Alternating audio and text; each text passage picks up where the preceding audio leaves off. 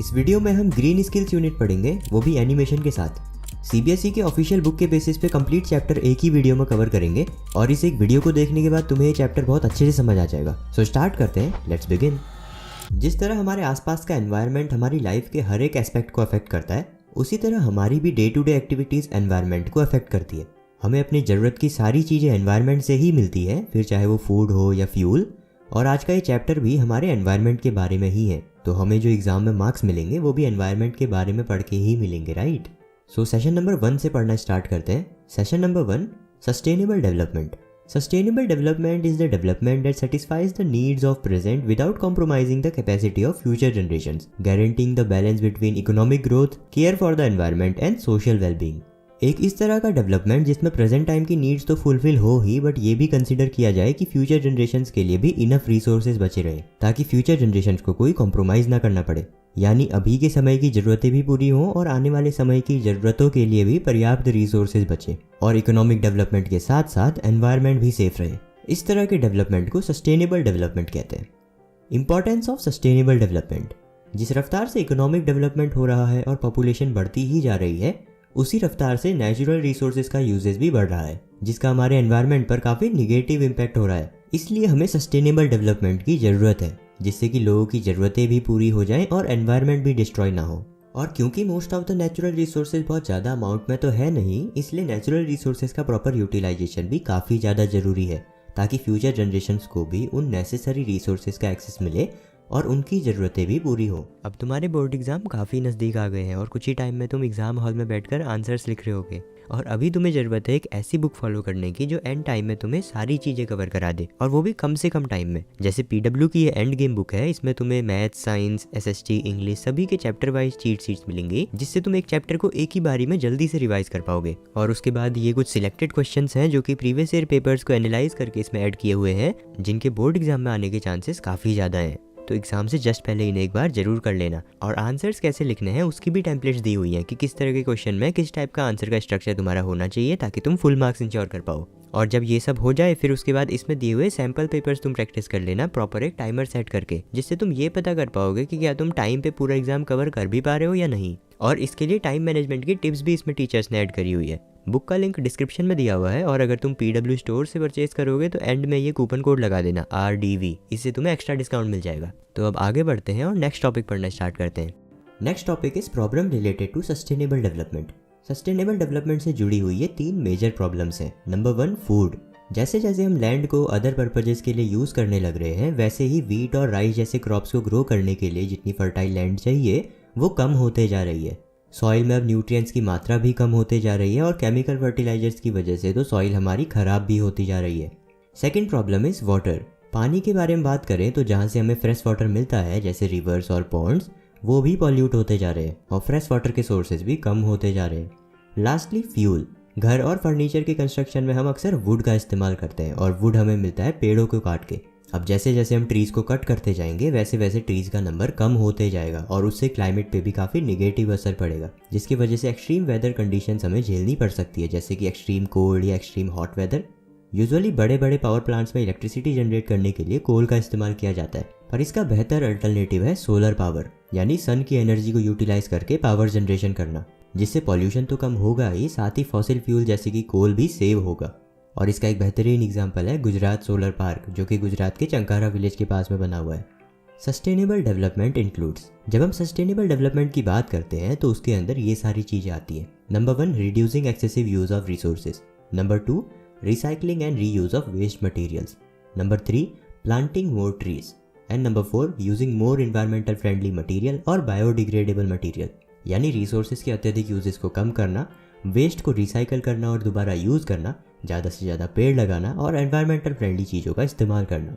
Next topic है sustainable development goals. The sustainable development goals SDGs are a universal call of action to end poverty, protect the planet and ensure that all the people enjoy peace and prosperity. Sustainable development goals SDGs एक तरह का plan है जिसमें पूरी दुनिया को मिलकर काम करना है। इसका गोल है गरीबी को ख़त्म करना और एनवायरनमेंट को बचाना और सबको खुशहाल बनाना। SDGs का प्लान 2015 में स्टार्ट हुआ था। इसमें कुछ टारगेट सेट किए गए थे जिसके रिगार्डिंग हर कंट्री को काम करना होगा और 2030 तक उन टारगेट्स को अचीव भी करना होगा। प्लीज़ चैनल को सब्सक्राइब कर दो ताकि हमारे जल्दी से 100 के सब्सक्राइबर्स हो जाएं और मैं भी एक सिल्वर प्ले बटन अनबॉक्स करवाऊँ प्लीज़। नेक्स्ट टॉपिक है sustainable development initiatives. Sustainable development के रिगार्डिंग कुछ इनिशिएटिव लिए गए हैं, उनके बारे में बात करते हैं। जब मैंगलोर के म्यूनिसिपल कॉर्पोरेशन ने प्लास्टिक को बैन किया तब एक इनोवेटर और एंटरप्रेन्योर मिस्टर अवस्थ हैज ने एक इको फ्रेंडली अल्टरनेटिव ढूंढा। उन्होंने एक 100% बायोडिग्रेडेबल बैग बनाया जो गर्म पानी में घुल जाता है और एनवायरनमेंट में डिकम्पोज हो जाता है। अब ये बैग्स बहुत सारे देशों में इस्तेमाल किए जा रहे हैं और ये एनवायरनमेंट को भी सेफ रखते हैं।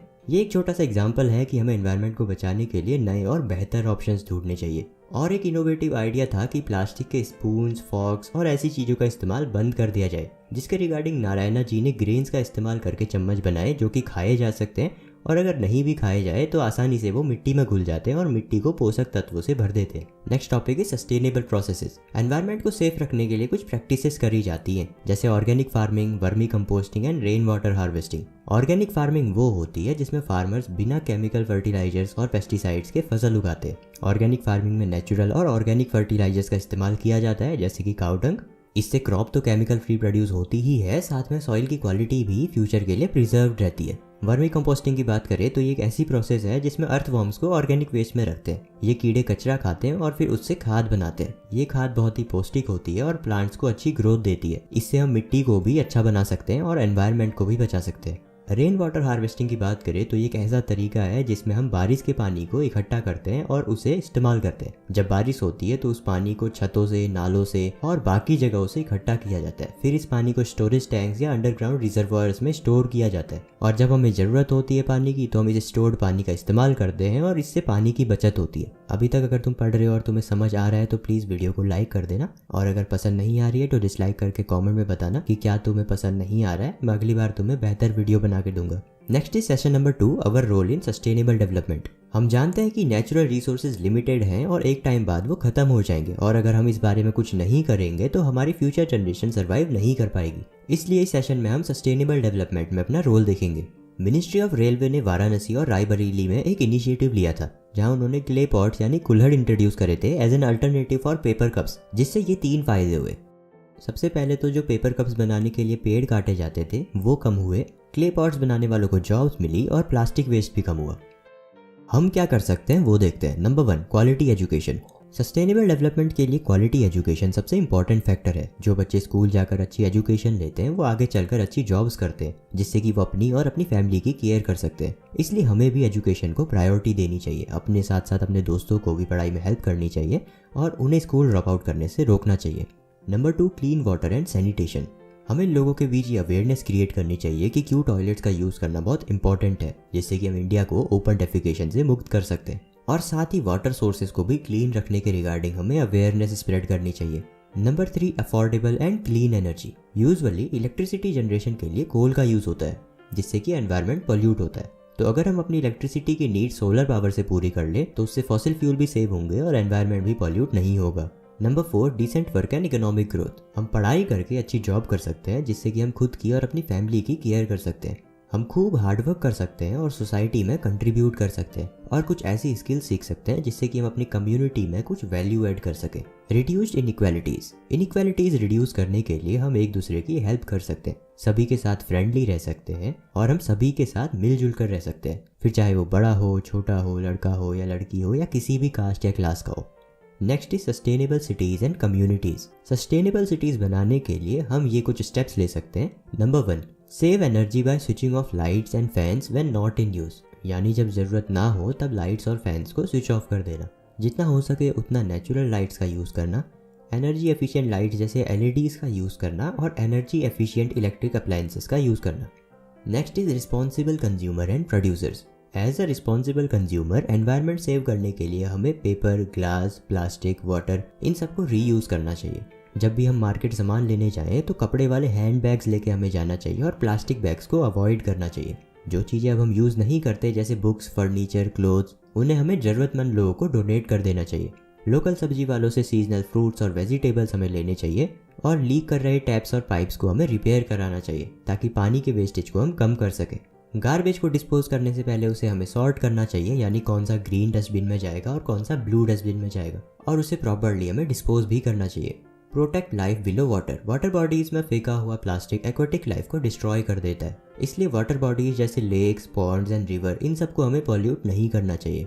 Protect life on land. जिस तरह पानी में रह रहे ऑर्गेनिजम्स को खतरा है वाटर पोल्यूशन से, उसी तरह लैंड में रह रहे ऑर्गेनिजम्स को खतरा है लैंड पोल्यूशन से। जैसे जैसे पेड़ काटे जा रहे हैं और पेड़ों की संख्या कम होते जा रही है, वैसे वैसे सॉइल इरोजन भी बढ़ता ही जा रहा है और लैंड की क्वालिटी भी डिग्रेड होते जा रही है, जिसे सेव करने के लिए हमें और भी ट्रीज प्लांट करने चाहिए ताकि इकोसिस्टम का बैलेंस बना रहे। तो यहाँ पे हमारा ये चैप्टर खत्म होता है। आई होप तुम्हें वीडियो पसंद आई होगी। अगर ऐसा है तो वीडियो को लाइक कर देना, सब्सक्राइब कर दो इस वाले चैनल को। मैं मिलता हूँ तुम्हें नेक्स्ट वाली वीडियो में। Thanks for watching.